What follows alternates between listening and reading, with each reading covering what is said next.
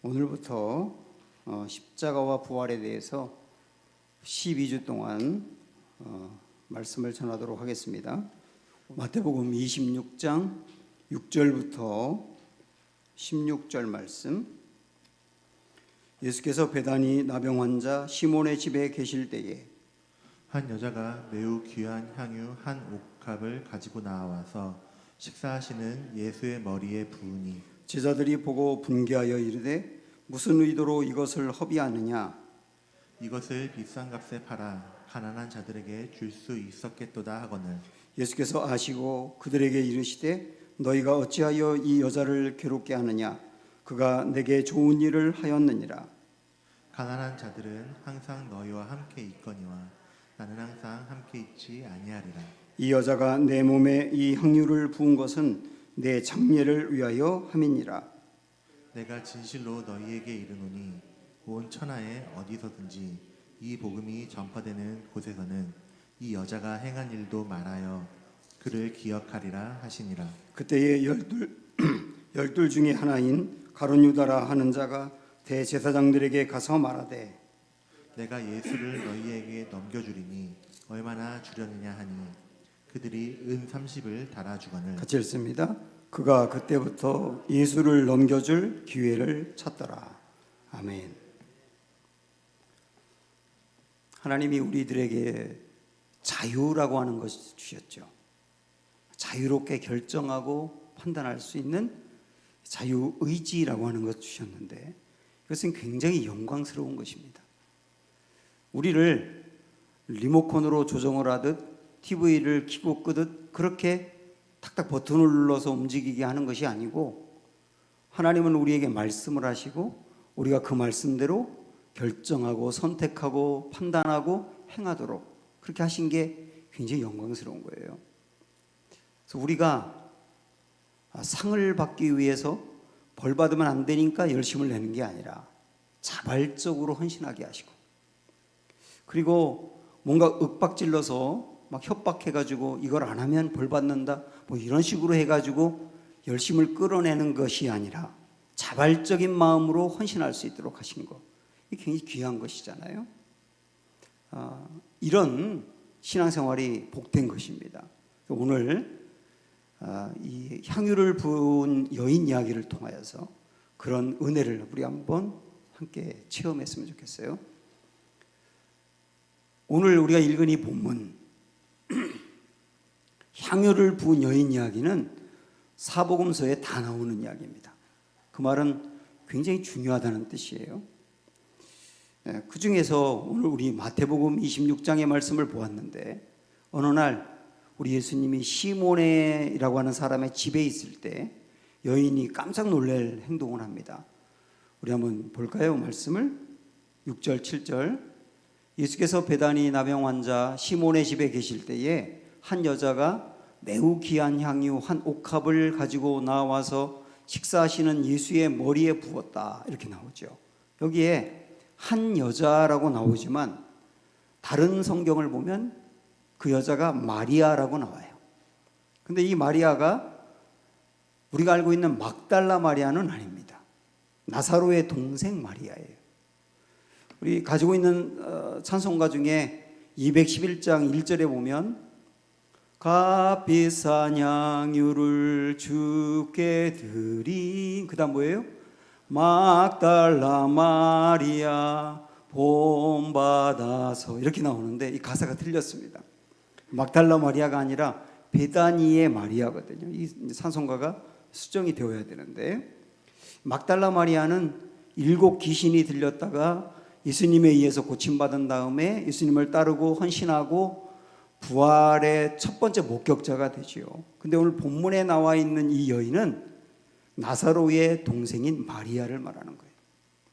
근데 이 마리아가 매우 귀한 향유 한 옥합을 예수님의 머리에 부어드렸다 이렇게 나오지 않습니까? 다른 성경에 보면 이게 나드라고 하는 향유라고 나와 있어요. 나드는 인도산이고 이스라엘에서 수입을 한 건데 그 가격이 구체적으로 나왔죠. 얼마로 나왔느냐면 300데나리온이라고 나옵니다.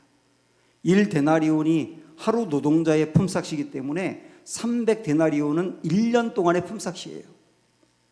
그러니까 오늘날로 계산을 해도 한 대략 4천만 원, 5천만 원 그 정도 나오는 가격이라고요. 엄청 비싼 거죠. 그걸 예수님께 부어드린 겁니다. 옥합을 깨뜨렸다 그랬는데 여기서 말하는 옥합은 그 향수를 담아놓은 항아리 같은 거예요. 그걸 깨서 예수님께 부어드렸다는 겁니다. 참으로 놀라운 일을 한 것이죠.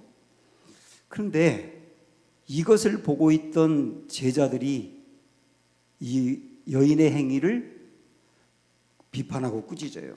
자, 그 다음 말씀 보시면 제자들이 보고 분개하여 이르되 무슨 의도로 이것을 허비하느냐 이렇게 말합니다. 여기에는 여기 제자들이라고 나오지만 다른 성경에 보면 가룟 유다라고 구체적으로 이야기를 합니다.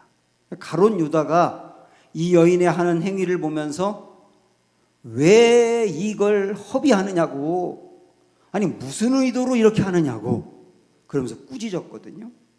그러면서 9절에 보면 이어서 뭐라고 말하느냐면 이것을 비싼 값에 팔아 가난한 자들에게 줄 수 있었겠도다 하거늘, 차라리 아니 4천만 원 5천만 원 되는 이 엄청나게 비싼 이 향수를 팔아서 그걸 가난한 사람들에게 골고루 나눠주면 훨씬 더 가치가 있고 보람 있지 않느냐, 그리고 꾸짖은 거예요. 그러면서 예수님에게는 아니 예수님은 이 여인이 머리에 향유를 붓는 걸 말렸어야지 왜 그걸 그대로 두셨는지 예수님에게도 불만을 표시하고 있는 겁니다.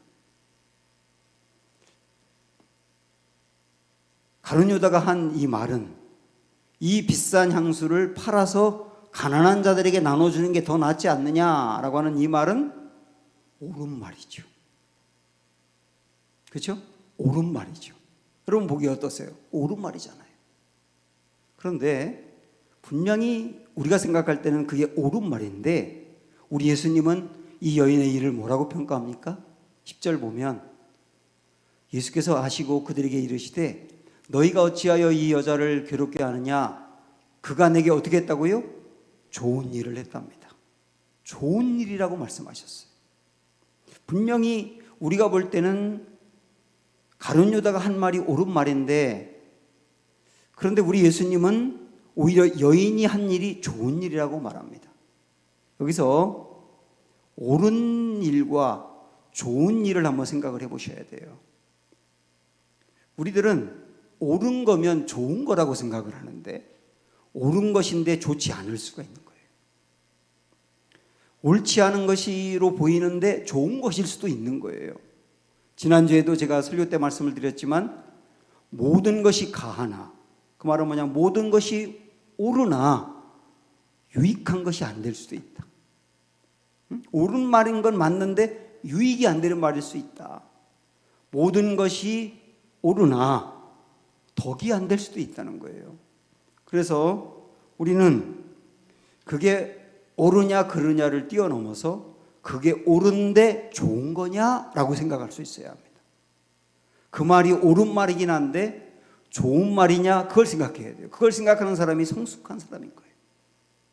제가 욥기 말씀을 이렇게 읽는데 5장에서 제 마음에 확 다가온 게 있어요. 욥이 고난을 당해서 너무 힘들어요. 그래서 하나님께 한탄하면서 왜 나를 태어나게 하셨어요? 차라리 내가 태어나지 않았어야 되는데, 그러면서 막 고통스러워하거든요. 그런데 그 고통을 보고 있던 엘리바스라고 하는 친구가 5장 8절에 보니까 이런 말을 합니다. 욥에게 하는 말이에요. 나라면 하나님을 찾겠고 내 일을 하나님께 의탁하리라. 고난당하고 있는 사람에게 하나님을 찾고 하나님을 의탁해라, 이게 옳은 말입니까 아닙니까? 예? 끄떡끄떡 한번 해보세요. 옳은 말이에요? 옳은 말이죠. 고난당하는 사람이 하나님을 찾고 하나님을 의탁하는 게 옳은 말이죠.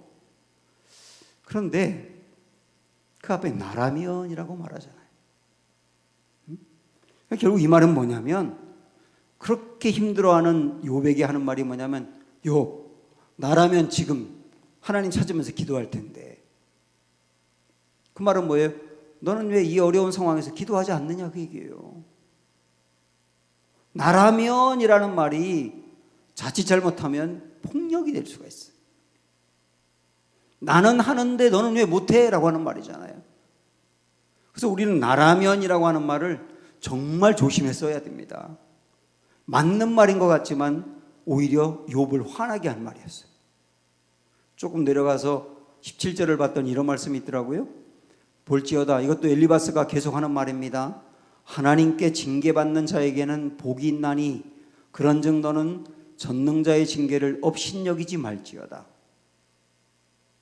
하나님께 징계를 받는 사람이 복이 있다. 맞는 말입니까? 맞는 말이죠. 히브리서에 봐도 하나님으로부터 징계를 받는 사람에 대해 나오는데 하나님이 사랑하는 사람을 징계한다 그랬어요. 그 징계해야 고칠 수도 있으니까. 이 말은 옳은 말 맞아요. 그런데 옳은 말은 맞는데 지금 욥에게 할 때 좋은 말은 안 되는 거예요. 지금 욥은 내가 왜 이 고난을 당해야 돼? 도저히 이 고난을 당하는 이유를 모르겠어. 그러면서 이 마음이 너무 격해져 있고 감정이 막 상해 있는데 그 사람에게 너 하나님이 징계하는 거 복이야. 옳은 말이긴 한데 그게 욥에게 좋은 말이 안 된다니까요. 그래서 진짜 지혜로운 것은 옳은 말이 좋은 말이 되어야 되는 거예요. 그래서 우리는 내 마음에 옳은 말이라고 하는 생각이 들더라도 그걸 듣는 사람에게 진짜 좋은 것인가를 생각하고 이야기할 수 있는 거 아주 중요한 것이다 그 얘기죠. 그런 측면으로 볼 때 가룟 유다가 이걸 팔아서 가난한 자들에게 나눠주는 것이 훨씬 더 좋지 않느냐라고 하는 말이 옳은 말 같지만 우리 주님은 그걸 좋은 말로 보지 않은 거예요.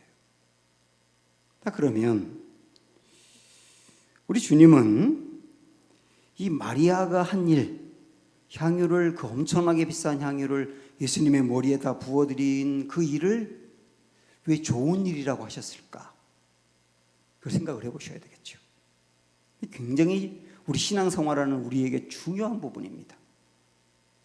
우리 예수님은요, 이 여인이 비싼 향유를 드렸기 때문에 좋은 일이라고 말하는 게 아니에요. 그리고 우리 예수님은 가난한 자들을 소홀히 하시는 분도 아닙니다. 여러분 아시지 않습니까? 복음서 읽어보면 예수님은 가난한 자들과 함께 친구가 되어주셨고 가난한 자들을 사랑하고 돌보라고 여러 번 말씀하셨잖아요. 그런데 이 여인이 한 일을 왜 우리 주님은 좋은 일이라고 했을까? 지금 마리아가 예수님께 하고 있는 그 일은 가장 순수한 사랑을 표현하고 있는 겁니다. 내가 예수님을 얼마나 사랑하는지 내 마음에 뜨거운 예수님에 대한 사랑을 표현하고 있는 거라고요. 지금 마리아는 자기가 얼마나 비싼 걸 드리는지 생각을 안 해요. 예수님이 너무 좋아서 예수님께 자기가 얼마나 비싼 거 드리는지를 생각을 안 한다고요. 얼마든지 드리고 싶은 거고 자기의 전 존재를 다 드리고 싶은 거고 그리고 드려도 하나도 아깝지가 않아요. 왜냐하면 그 안에 예수님을 사랑하는 마음이 뜨겁게 불타오르고 있기 때문에. 그래서 그런 의미로 본다면 지금 마리아가 하고 있는 일은 예수님을 예배하는 일이기도 하고 자기 가장 행복한 시간이기도 하고 치유가 일어나는 시간이기도 해요. 여러분 지금까지 신앙생활에 오시면서 이런 경험 있으실 거예요. 야, 드려도 다 드려도 아깝지 않다 하는 그런 경험. 지금 마리아의 그 마음은 최고로 뜨거워져 있는 거예요. 그리고 그것을 누가 시켜서가 아니라 자발적으로 하고 있다고요. 변화산 사건 여러분 아시죠? 예수님이 3명의 제자와 함께 산에 올라갔을 때 거기서 우리 예수님의 모습이 변형되지 않습니까? 그 모습은 앞으로 부활하실 예수님의 모습을 미리 보여준 것이고 더 나아가면 하나님 나라를 미리 보여준 거예요. 그 모습을 베드로가 본 다음에 자발적으로 예수님이 시킨 것도 아닌데 주님 여기 초막을 3개 제가 짓고 싶어요. 여기서 그냥 사시죠. 자긴 집도 없어요. 괜찮아요. 주님과 함께 있고 싶다는 거예요. 이게 가장 뜨거울 때거든요. 누가 시켜서가 아니라 자발적으로 일어나는 헌신.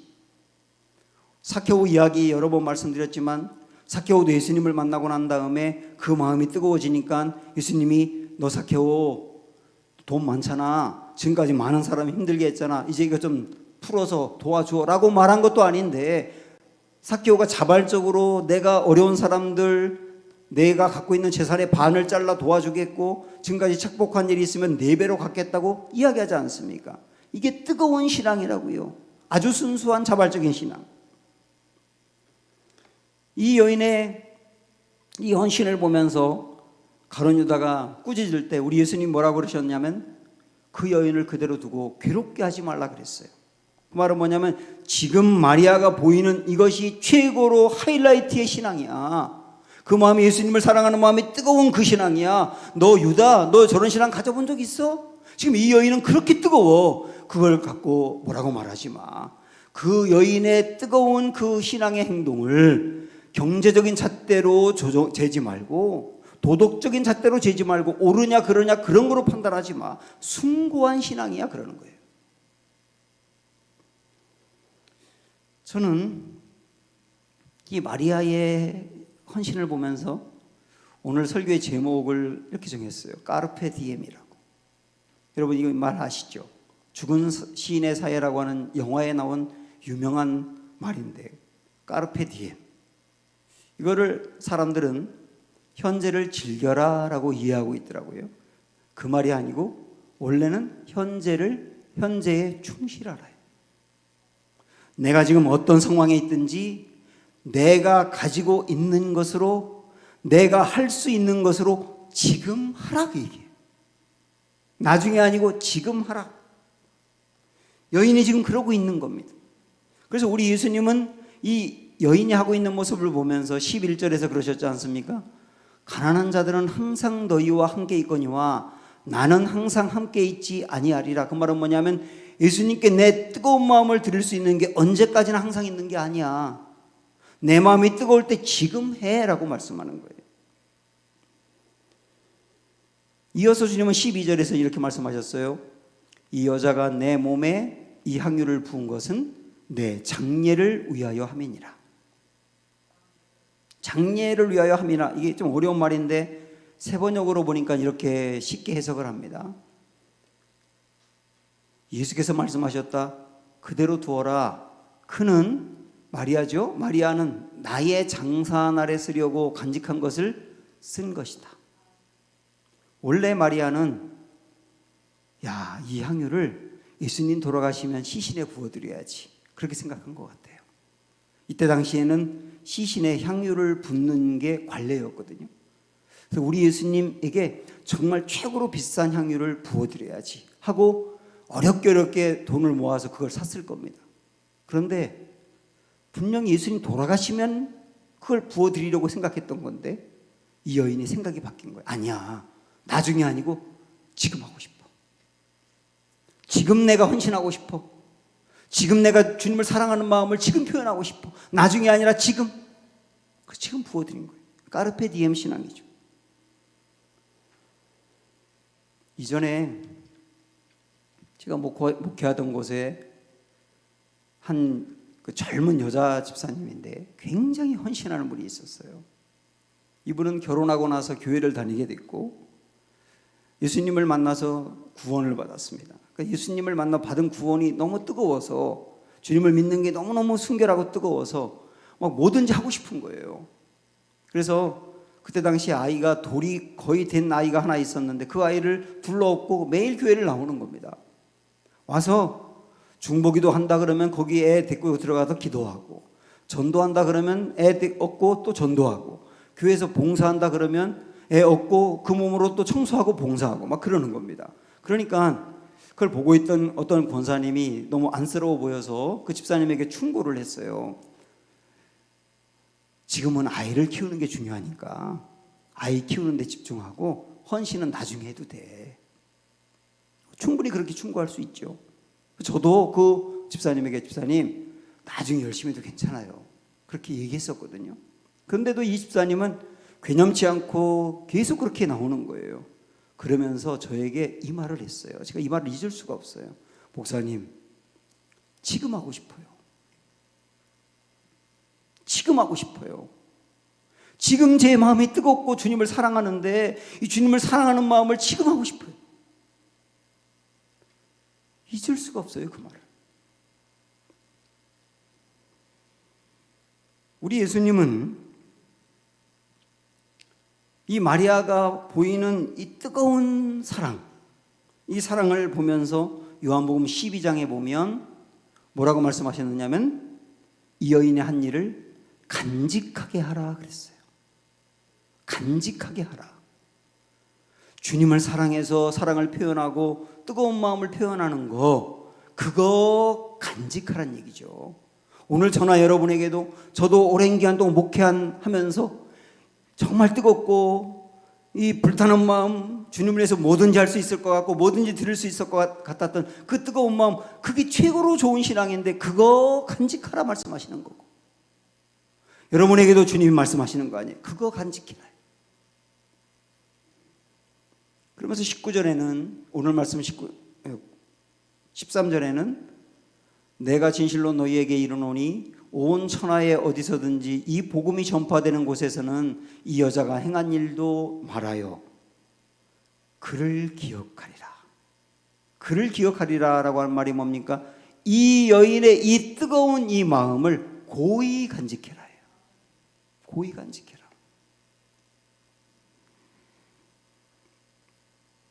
우리는 향유를 부은 여인 이야기를 잘 알고 있다 보니까 이거를 이제 적용을 할 때 보통 이렇게 하는 경우가 많아요.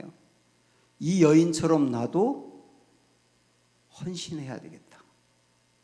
뭐 그렇게 적용하는 것도 괜찮은데, 그러나 여러분 이 여인처럼 할 수 있을 것 같으세요? 성경은 누구를 본받으라고 이렇게 예로 두는 게 아니에요. 목회자들도 이 말씀을 가지고, 여러분 이 마리아는 가난한 집이었는데도 불구하고 이렇게 비싼 것으로 마음을 들여 헌신했는데 여러분 이 여인보다 낫지 않습니까? 더 헌신해야죠. 이렇게 윽박지르는 경우가 있는데 그렇게 적용할 건 아니에요. 그렇게 하라고 한들 뭐 하겠으며 한들 마음의 기쁨도 없이 억지로 하게 되니 무슨 신앙에 도움이 되겠어요? 그리고 이렇게 헌신하는 사람들은 또 어떤 경우는 난 이렇게 헌신하니까 다른 사람도 이렇게 헌신하라고 막 강요하는데 그것도 아닌 거예요. 믿음의 분량은 다 다르거든요. 요 향유를 부어드린 이 여인의 이야기를 가지고 우리가 마음에 묵상해야 될 핵심이 뭐냐면, 이 여인을 본받아야 되겠다, 이 여인의 헌신을 본받아야 되겠다 이전에 바로 이것을 알아야 됩니다. 무엇이 이 여인을 이렇게 뜨겁게 하는 거예요? 무엇이 이 여인을 뜨겁게 하는가? 이 여인도 예수님을 믿고 우리도 예수님을 믿는데 무엇이 이 여인의 마음을 이토록 뜨겁게 하는가?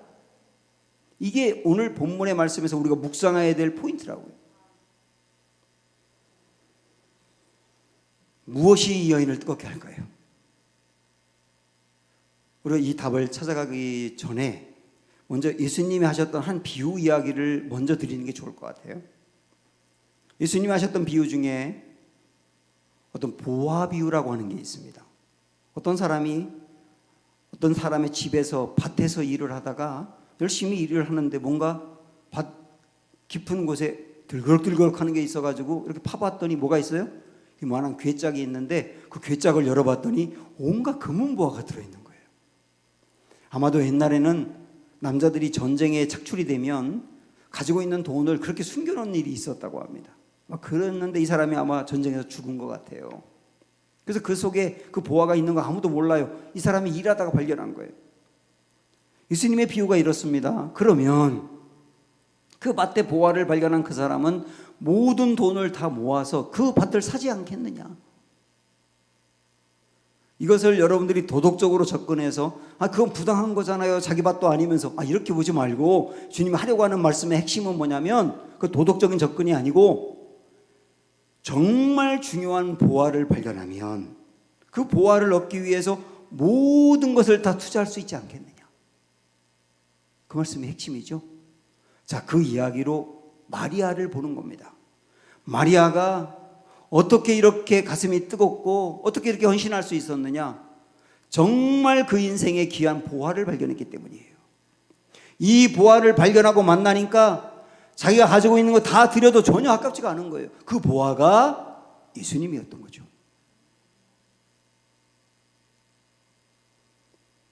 우리가 오늘 보고 있는 이 말씀은 마태복음 26장에 나와 있는 거지만요, 원래 시간 순서대로 보면 가장 정확한 것은 요한복음에 나와 있는 거예요.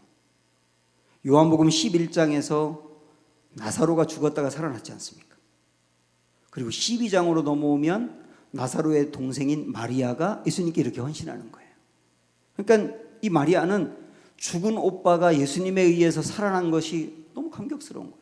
이 은혜와 이 능력을 베풀어 주신 주님이 너무 고마운 거예요. 그래서 예수님의 그 은혜를 받고 나니 가슴이 뜨거워졌고 그 뜨거움을 이렇게 표현하고 있는 거예요. 자, 우리가 오늘 읽은 말씀 맨 앞에 6절에 보면 지금 이 일이 어느 집에서 있었다고 했냐면 베다니의 나병 환자 시몬의 집에서 있었다고 그랬어요. 나병 환자 시몬의 집. 나병 환자의 집에서 식사는 못하니까 아마 이 시몬이라고 하는 사람이 나병에 걸렸다가 예수님에 의해서 치유가 된 것으로 보입니다. 치유되고 난 다음에 고마워서 예수님을 초대해서 식사하고 있는 거죠. 그런데요, 나병이라고 하는 이 병은 이때 당시의 사람들은 다 어떻게 알고 있었느냐면 큰 죄를 졌기 때문에 하나님으로부터 저주를 받았다고 생각했어요. 벌을 받았다고 생각했어요. 그래서 사람들은 자기도 그렇고 다른 사람들도 문둥병이 나병에 걸린 사람을 보면 저주받은 거야. 큰 죄에 져서 저주받은 거야. 그렇게 하다 보니 병이 낫고 난 다음에도 설령 나았다 하더라도 사람들이 함께 식사하는 걸 꺼려했다 그래요. 요즘 회사에 코로나 걸렸다가 나은 사람이 오면 그 사람 옆에도 잘 안 간다 그런 얘기 많이 들어보셨죠. 잘못된 거죠. 찝찝하다는 거예요. 이 사람이 나병에 걸렸다가 나은 것이 찝찝할 수도 있는데 우리 예수님은 그 사람의 병을 고쳐줬어요. 그 말은 뭐냐면 당신의 질병은 그냥 병이지 하나님이 내린 징계가 아니야 라고 하는 걸 보여주는 거예요. 고쳤다는 것은. 그리고 고침받은 이 사람과 함께 식사하면서 그 사람을 인간으로 대접을 해주고 그 사람과 함께 교제하면서 남들이 가기 꺼려하는 그 사람과 함께 몸을 대고 있는 거예요. 이걸 마리아가 보고 있는 거죠. 또 하나, 지금 우리가 읽은 이 본문하고 상당히 비슷한 말씀이 누가복음 7장에 나오거든요. 거기에도 한 여인이 향유를 예수님의 발에 붓고 그리고 눈물 흘리면서 머리카락으로 닦는 그런 장면이 나옵니다. 그런데 이 여인이 지금 우리가 읽은 이 본문의 마리아와는 다르다고 학자들은 보통 보고 있거든요. 근데 그런 일이 한번 또 있었던 것이죠. 근데 그 얘기만 놓고 보더라도 그 여인이 향유를 예수님의 발에 부은 다음에 그 발에다가 입을 맞추거든요. 예수님의 발에다가 자기 입을 맞춰요. 근데 그 입을 맞췄다는 것 원어로 보면 어떤 의미냐면 사정없이 뽀뽀했다 해요. 그 발에다가 계속 맞췄다는 거예요. 이 여인이 그 예수님이 얼마나 좋은지 그 더러운 발도 너무 좋은 거예요. 거기다가 입을 맞추면서 자기 머리카락으로 그 발을 닦고 있거든요. 왜 그랬다 그랬냐면 거기 이렇게 나와요. 이 여인을 죄 있는 여자라고 표현하고 있습니다. 죄 있는 여자. 다 죄가 있지만 특별히 죄 있는 여자라고 강조한 것은 누구나 다 알고 있는 상당한 죄인이란 뜻이에요. 근데 그런 죄인인 이 여자를 우리 예수님께서 고쳐주시고 용서해 주시고 받아주시고 인간으로 대접해 준 그 은혜를 경험하고 나니 그 발에다가 자기가 그렇게 뽀뽀를 하고 싶은 거예요. 여러분, 이 모든 얘기가 다 뭡니까? 우리 주님으로부터 정말 은혜를 받고 나니까, 사랑을 받고 용서를 받고 나니까 이 마리아는 값으로 따질 수 없는 헌신을 하고 있는 거거든요. 값으로 따질 수 없는 헌신. 그런데 이 값으로 따질 수 없는 헌신을 하게 된 이유는 뭐냐면 값으로 따질 수 없는 사랑을 받았기 때문이에요. 야, 내가 값으로 따질 수 없는 사랑을 받은 사람이야 하는 걸 정말 알고 나니까 그것이 마음이 뜨겁게 했고 그것이 값으로 따질 수 없는 사랑으로 나타나게 된 것이죠. 이 은혜는 우리도 받았지 않습니까? 사실 내가 주님으로부터 받은 은혜를 내가 값으로 따져보면 아직 진짜 은혜를 모르는 거예요. 진짜 은혜를 아는 사람들은 값으로 따질 수 없다는 걸 알아요. 이번 설에 온 가족이 다 모일 수 없었기 때문에 저는 한 주 전에 제 부모님을 찾아뵀었습니다. 가면서 마트에 들려서 우리 부모님들이 좋아하는 과일을 여러 종류를 사갔고 또 과자도 사갔고 또 용돈을 이렇게 드렸어요. 그런데 우리가 가져간 건 그건데 가져온 건 또 엄청 많았습니다. 저희 어머님은 하여튼 아들이 온다 그러면 며칠 전부터 싸 보낼 것을 준비하시거든요. 그래서 저는 시골에 내려가서 부모님, 엄마하고 조곤조곤 얘기한 적이 없어요. 왜냐하면 쌀 거 맨날 준비하니까. 그래서 그거를 트렁크에 잔뜩 싣고 제가 이제 올라오면서 불현듯 이런 생각이 드는 거예요. 내가 엄마 위해서 이번에 가져간 거하고 엄마가 내게 준 거하고 비교해 볼까? 과일 얼마, 과자 얼마, 용돈 얼마, 토탈 합쳐서 얼마를 드렸구나 내가 이번에. 근데 엄마가 내게 준 건 얼마일까 하고 뭔 얼마쯤 되고 뭔 얼마쯤 되고 이렇게 세 가다가 불현듯 제 마음에 책망이 생겼어요. 어떤 책망이냐면, 야 이놈아, 부모님이 주신 것을 어떻게 값으로 따져? 그런 마음이 확 드는 거예요. 제가 그 생각을 하게 된 이유가 있어요. 시골에 딱 내려가서 집에 갔더니 엄마가 안 계시더라고요. 그래서 아버지한테 어디 계시냐 그랬더니 바다에 굴 따라 가셨다는 거예요. 아들에게 먹이려고. 그래서 제가 어머니를 모시고 오려고 차를 타고 바닷가에 가서 엄마 하고 불렀죠. 그랬더니 저희 엄마가 저를 보더니 굴 따다 말고 나오세요. 그런데 나오는데 다리를 질질 끌면서 나오는 거예요.